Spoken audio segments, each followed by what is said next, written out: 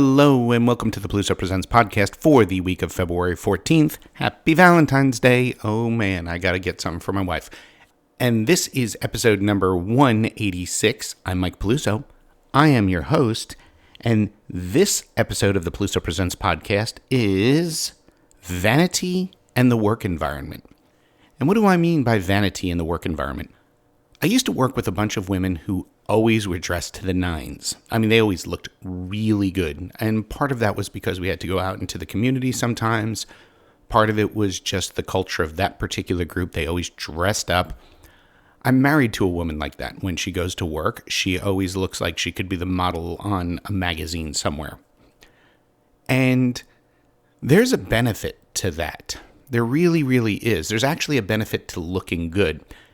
But this article goes even further than that. What this article is talking about is doing crazy, intense, body-changing things to make sure that you look good.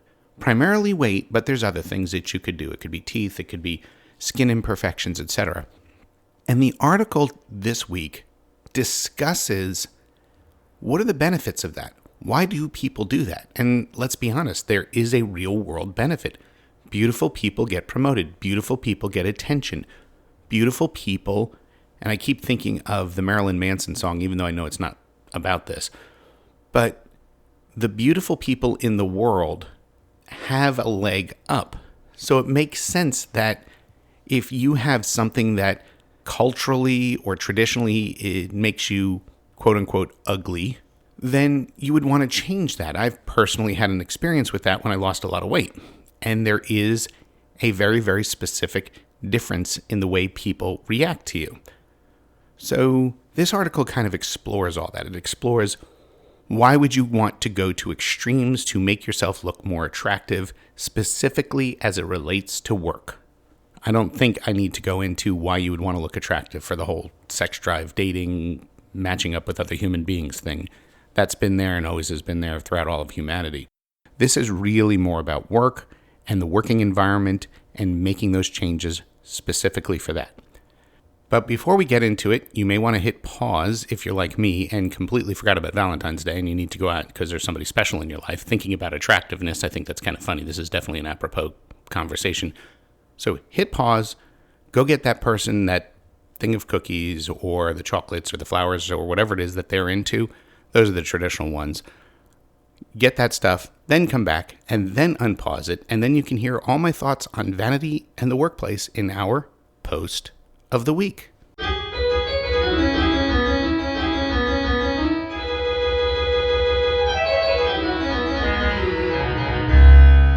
Post of the week. Vanity and the work environment. It happened for the third time recently. Somebody I know, who I'm very close with, told me they were going to get surgery. It wasn't the type of surgery that was there to fix a medical problem or a life-threatening issue. It was a surgery purely for vanity's sake. They were going to get that stomach realignment surgery that forces people to eat less so they lose weight.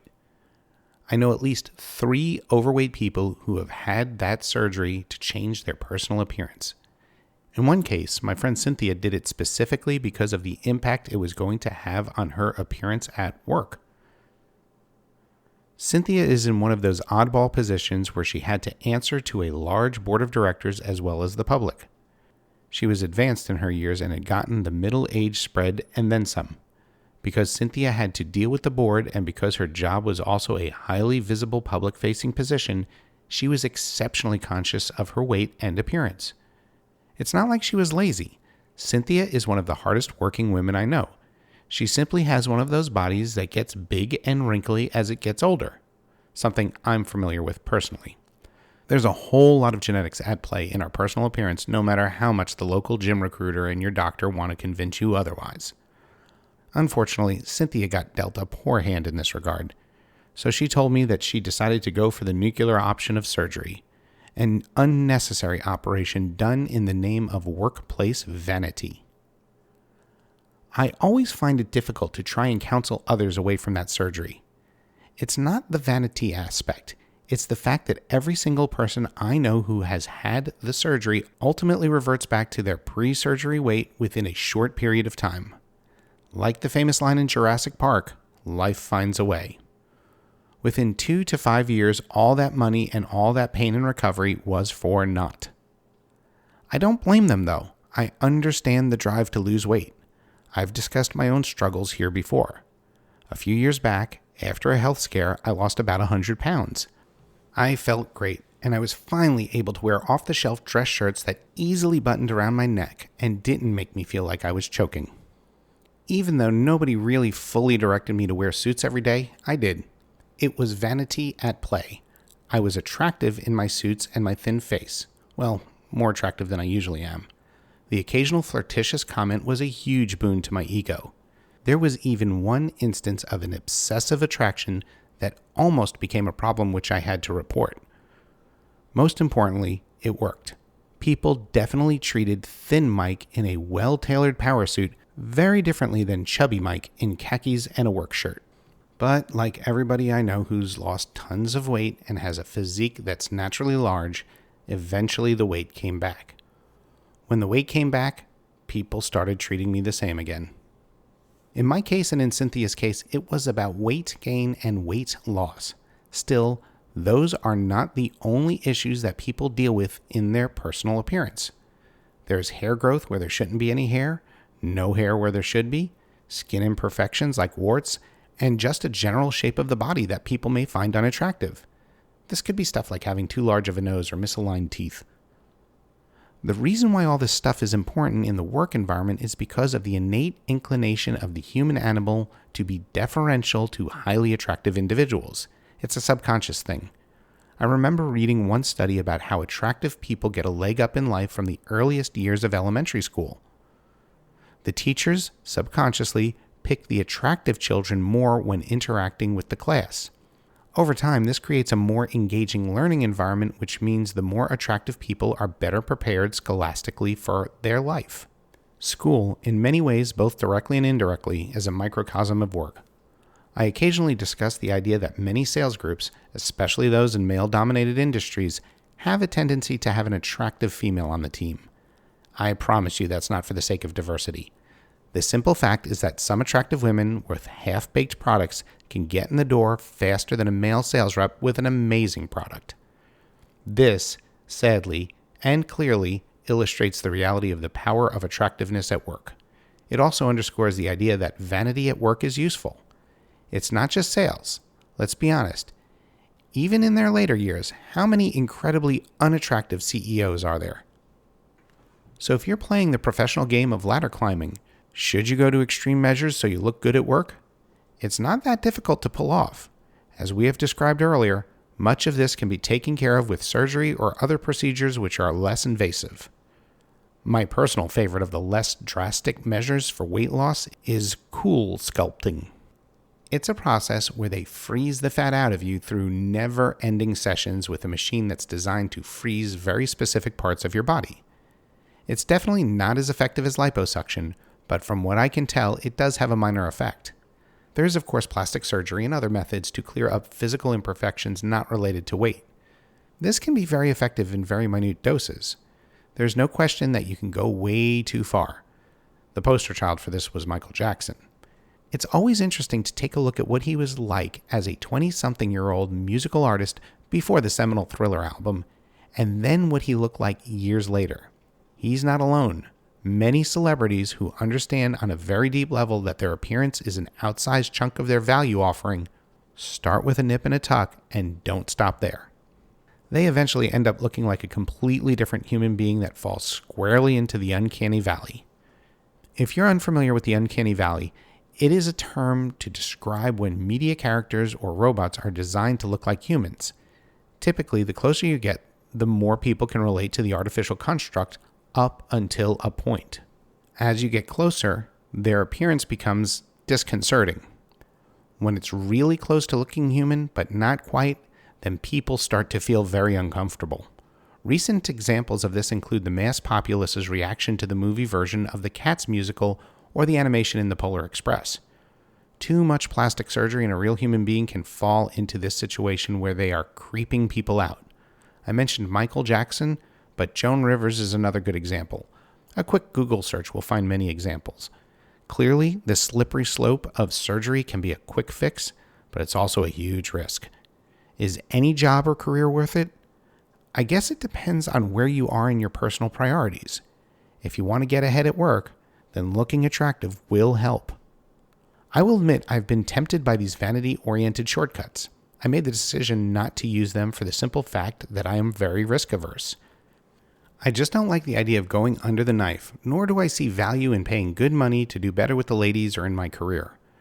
For those who feel like me, yet are still aggressively trying to get ahead, are there alternatives? I think the best alternative that works, up until a point, is the incredibly hard-to-get credential. If you're a doctor with a heavy in-demand specialty or have some other form of licensure that's damn near impossible to get, it doesn't matter what you look like.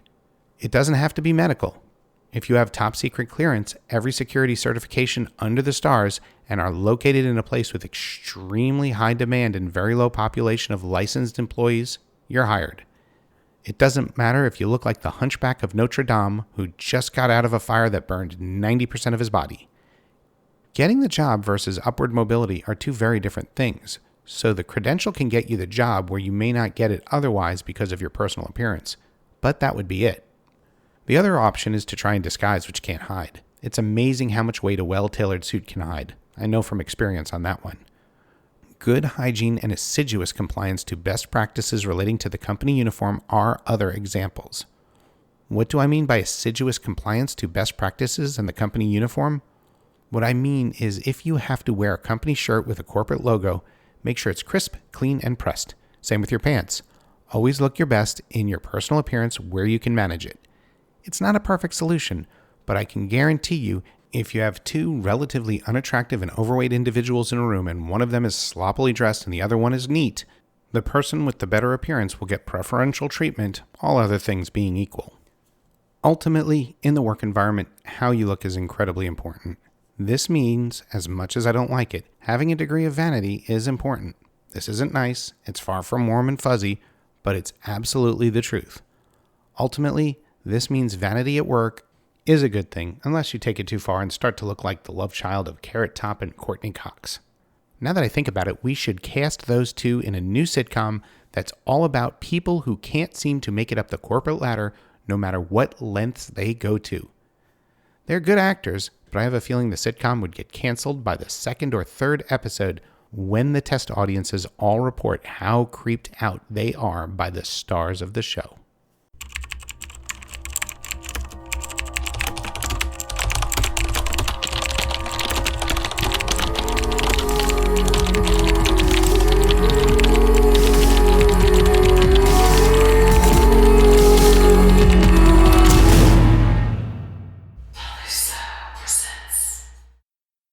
We hope you enjoyed this episode of the Peluso Presents podcast.